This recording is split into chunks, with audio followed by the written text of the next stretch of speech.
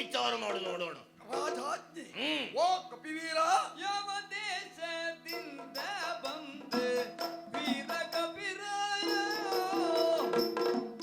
On a décidé un jour avec Françoise de partir en prospection en Inde pour chercher des spectacles.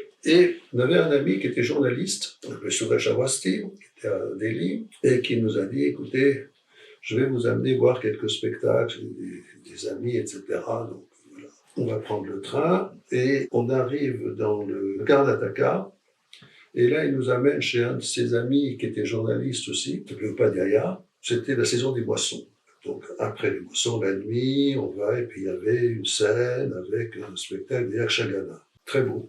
Très très beau, avec les acteurs masqués, les musiques, le public qui tourne autour. Et puis, on dit, oh là là, ça c'est fantastique, mais on ne pourra jamais inviter ça en France parce que bon, ça fait beaucoup de monde, ça fait du voyage, et tout ça, bon, on n'aura pas les moyens de faire ça.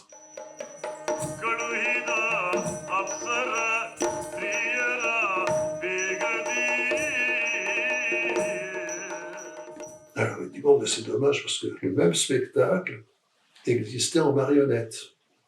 Et vous auriez pu les prendre le spectacle de marionnette. Et oui, mais où est-ce qu'ils sont? C'est fini avec les applis. Pourquoi? Et parce que le montreur de marionnettes qui faisait ce spectacle, les gens du musée des arts populaires à Delhi faisaient une tournée, et puis ils ont vu ces marionnettes, ils ont dit, elles sont très très belles, il faut les mettre au musée. Donc, ils ont acheté ces marionnettes pour 3 fois rien, c'était presque réquisitionné, parce que ça doit aller, c'est du patrimoine, ça va au musée.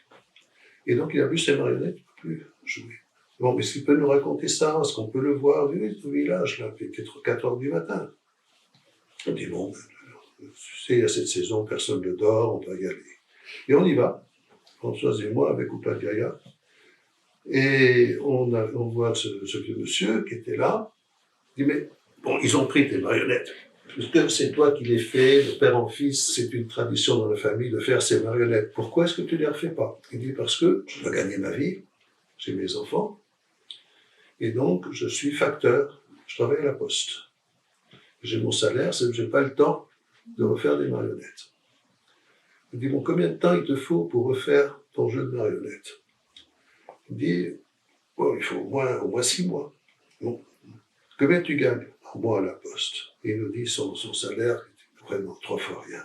Bon, je prends Upadhyaya de côté, je lui dis, écoute, si on lui envoie cette somme, qu'il quitte son boulot à la poste pendant 6 mois, qu'il fasse son théâtre de marionnettes, et nous l'invitons à Rennes, avec le théâtre de marionnettes qui vient de faire le spectacle.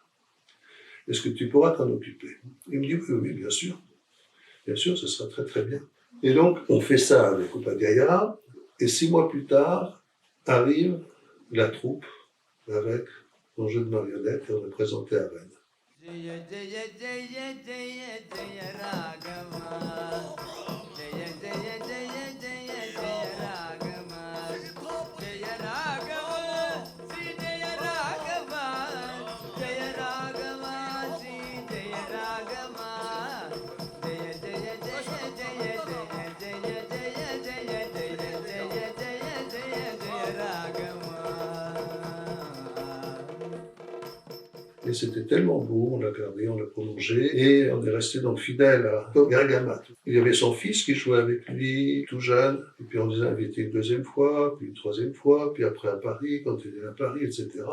Et les dernières fois sont venus là. C'est le fils qui continue la troupe, qui est devenu une institution, que lui a développé, qui est devenu une école, il fait des enseignes, il a des stages, etc.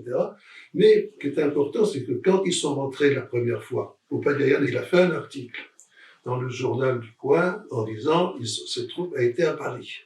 Et à l'époque, c'était en 76 ou 17, la troupe indienne qui était à Paris, c'était un événement. Et donc, du coup, le Sangeet Natak qui s'occuper de tout ça, et dont certains de ces experts avaient mis au musée, le truc avait tué la pièce. Du coup, ils se sont dit, ah, mais c'est important, ce théâtre Yakshagana. Tous les ans, il y avait un prix de commémoration des meilleurs spectacles traditionnels, etc. Leur ont donné le prix. Et à partir de là, il a pu refaire son art, revendre ce spectacle dans les villages, tourner tous les ans, etc., etc.